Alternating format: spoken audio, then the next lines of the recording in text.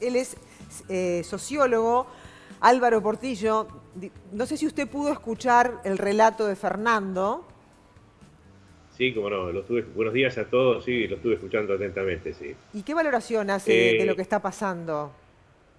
Mire, yo creo que aquí tenemos que, de alguna forma, manejar una metáfora. Estamos viviendo una circunstancia que puede ser similar a que cuando un barco se hunde, de los que parten, de los que están en ese barco, surge lo mejor y lo peor. Es decir, lo peor en cuanto a arrebatar, tratar de meterse en un bote y sacrificar al que está al lado. Y lo mejor, actuar solidariamente para que los más débiles sean los primeros que suban al bote. Vivimos una situación en la sociedad extraordinariamente excepcional y que va a generar una serie de consecuencias futuras, ya se ha anunciado, pero que me parece que no debemos solamente advertir y señalar, me parece que es lógico y debe hacerse, pero no exclusivamente, los aspectos más negativos de las reacciones del común de la gente. Yo pienso que en el caso de la sociedad uruguaya, a diferencia de otras, estas circunstancias negativas han sido muy puntuales y no creo que sean generalizables.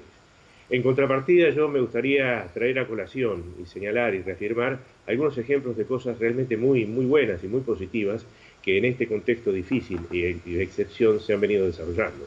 Y me gustaría compartir con ustedes tres. En primer lugar, la iniciativa de los jóvenes investigadores de la Facultad de Ciencias de la UDELAR y el Instituto Pasteur, inventando, creando un nuevo kit de test de análisis que ha sido uno de los eslabones más complicados de la cadena sanitaria para controlar el coronavirus. Una iniciativa que surge exclusivamente del conocimiento, ponerlo al servicio de las necesidades de la comunidad. Un segundo ejemplo es algo lo que fue lo que hizo la convocatoria de la Agencia Nacional de la Investigación en cuanto a explorar la posibilidad de generar respiradores artificiales acá en Uruguay. Y una magnífica respuesta en donde ya fueron asignados dos grupos de empresas, fundamentalmente empresas de jóvenes, que están trabajando para que en pocos días se entreguen respiradores artificiales hechos en Uruguay. Y un tercer ejemplo, que no tiene que ver en este caso con el conocimiento, pero sí profundamente con la solidaridad, lo que ha sido esa enorme red de ollas populares y de solidaridad expresada en la generación y distribución de alimentos a quienes más los necesitan, que creo que es un hecho sumamente, sumamente interesante. Esa es Esto, la por contracara, suerte, discúlpeme Portillo, es la contracara de esto otro que estábamos conversando acá, ¿no? por supuesto, ¿qué es lo que Pero la pregunta que le queremos hacer es, ¿cuál es el desencadenante desde el punto de vista sociológico de estas conductas por parte de algunos vecinos o algunos grupos de la sociedad? ¿Cuál es el desencadenante? ¿El aislamiento, el pánico y todo el miedo que genera la pandemia puede serlo? ¿O esto tiene que ver sí? con antecedentes de depresión o otros problemas mentales que puedan tener esos grupos? Yo creo que hay factores desencadenantes que sin lugar a dudas son propiamente el contexto de miedo, de temor, de incertidumbre, de cierta angustia de estar en el encierro, que inciden, que de alguna manera transitan sobre valores preexistentes. Y creo que allí es donde vienen las distintas diferencias a nivel de las sociedades. Yo ayer escuchaba, por ejemplo, la lamentable y desagradable discriminación que se está haciendo en algunos lugares, creo que en el caso de Estados Unidos era uno, a no atender a pacientes afrodescendientes, privilegiando a otros con otras características raciales.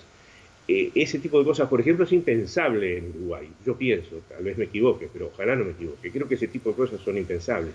O sea que tenemos que considerar que los factores desencadenantes de alguna manera transitan sobre valores preexistentes en las distintas comunidades, en las distintas sociedades.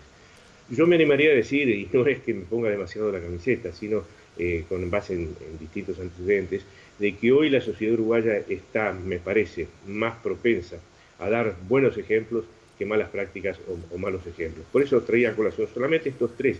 Creo que con el correr del tiempo vamos a descubrir muchas otras reacciones extraordinariamente loables que están entre nosotros y que ha desencadenado esta crisis. Perfecto, vamos a hacer una preguntita más Sí, antes de cerrar. cortito, Portillo. ¿Qué pasa en el después, no? Porque esta es una situación en la que el otro, digamos, es como el enemigo, por así decirlo, porque es el que te puede contagiar. ¿Cómo vislumbra usted el relacionamiento interpersonal después del coronavirus? Claro, es muy interesante esa reflexión porque durante la crisis en la que estamos en una relación muy, muy rara, muy excepcional, y es en donde toda la sociedad está aislada. no se puede de alguna forma generar comportamientos colectivos debidamente razonados colectivamente. Hoy simplemente es los hogares en contacto a través de los medios con la evolución de la enfermedad.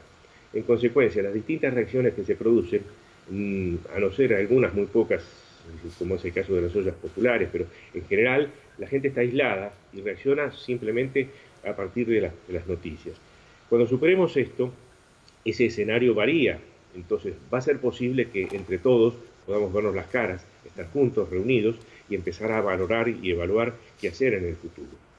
Y es Bárbaro. allí, Sí, es es allí allí. donde yo creo que van a quedar huellas, ojalá sean huellas muy positivas, de lo ocurrido en esta crisis para lo que sea la reflexión y la acción del futuro.